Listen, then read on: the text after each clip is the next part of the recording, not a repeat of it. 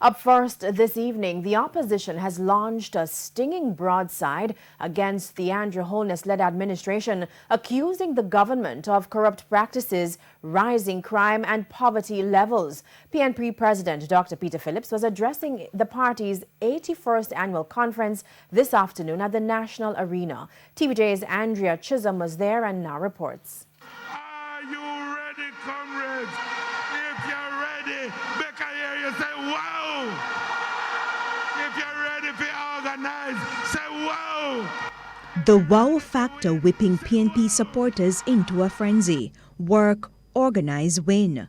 But it didn't take long for the PNP president to launch a scathing attack on failed government policies. For Dr. Peter Phillips, it has been 3 years of despair, policy confusion and broken promises. First up, 5 in 4. The government has admitted that 5% growth in 4 years would not be possible.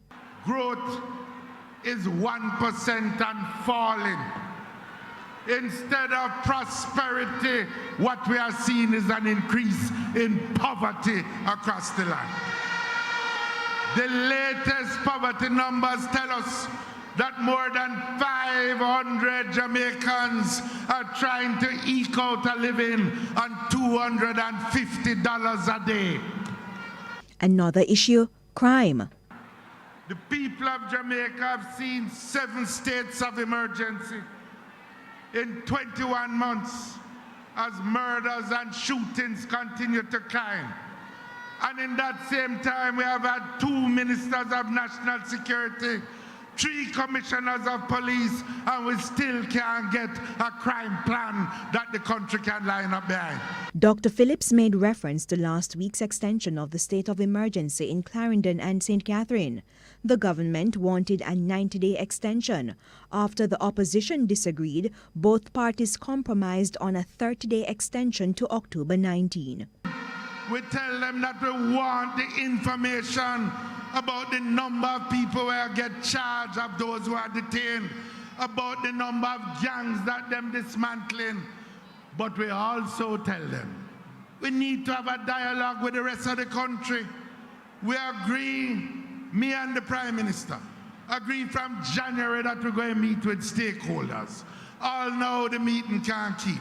Meanwhile, with allegations of corruption still gripping the Education Ministry and the Caribbean Maritime University, the PNP president sounded a warning. We're not going to stand by and say those who are corrupt go unpunished. We expect arrests to be made, be it minister forget arrests, former minister to get arrest, high official to get arrest, low official to get arrest, connected party people to get arrest. We expect the police to do their job. Andrea Chisholm, TVJ News. In the meantime, the PNP president has reiterated a promise to help students who want to attend a tertiary institution. I want to restate that we will make student loan financing more accessible by removing the requirement for a guarantor. I want to restate that we will cap the repayment of student loan to a reasonable percentage of the salary that you earn when you graduate. Dr. Phillips adds that squatting will also be addressed. The next PNP administration will make the most comprehensive assault on squatting and homelessness ever made in our country. This is not just chat. We are going to amend the laws. We have identified them, over 50 laws, and we are going to amend them to provide a pathway to land ownership for those 700,000 people where them say no live nowhere. And there is no clear word out of the PNP this evening as to why losing party president challenger Peter Bunting did not address the public session of the conference. The party had signaled that Mr. Bunting would have spoken, but that did not happen. TVJ's Dwayne Anderson picks up that story. It's almost 2 weeks since the bruising, nail-biting runoff where Dr. Peter Phillips barely held on to power by a mere 76 votes. Word emerged that the healing process would be on display at the public session of the 81st Annual Conference.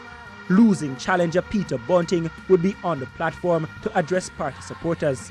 But that did not happen. I had communicated to Julian earlier that I didn't think it was a particularly good idea at this time, given some pushback that he had received to his earlier suggestion or plan. There was an indication from the organizers that Mr. Bunting would have spoken between 12:35 and 12:40. The Manchester Central MP was pressed about who had concerns about him speaking. I'm not sure who the persons are, but different people have different opinions. And I think it's better that we wait until all are welcoming of the initiative rather than attempt to force it too quickly. So I am here. I am in full support of the party and the leader. And I think it's not critical that I speak at this conference. TVJ News sought clarity from General Secretary Julian Robinson. I can't answer why not.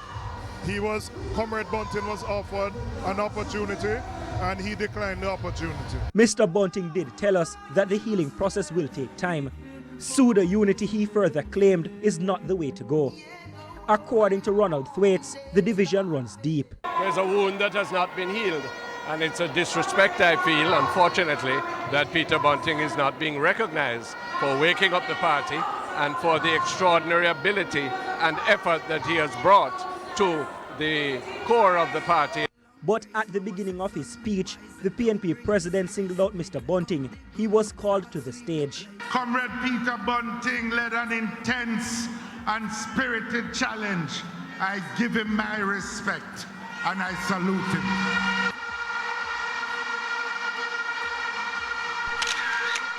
Mr. Bunting vowed to help the party in the next election. Dwayne Anderson, TVJ News.